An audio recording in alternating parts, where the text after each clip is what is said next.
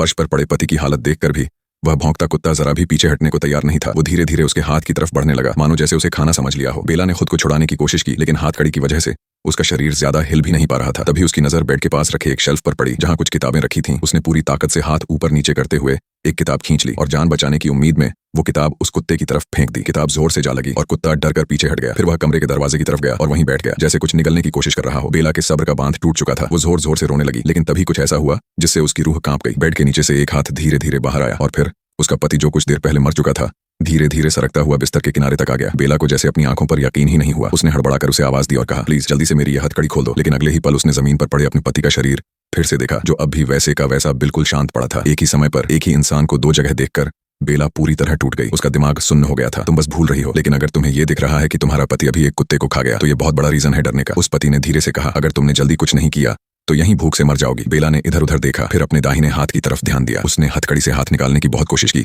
लेकिन सब बेकार। आखिरकार दर्द से कराहते हुए उसने अपनी छोटी उंगली मोड़ दी और एक झटके में उसकी उंगली की हड्डी टूट गई। दर्द भरा चीख सुनाई दी, लेकिन हाथ अब आजाद था। अब बिना वक्त गंवाए वो बेड से उतरी और पूरी ताकत से बेड के सिरहाने वाले खंभे को पकड़कर दूसरी हथकड़ी को खींचने लगी। कुछ मिनटों की मेहनत के बाद वो भी टूट गया और अब वो पूरी तरह आजाद थी।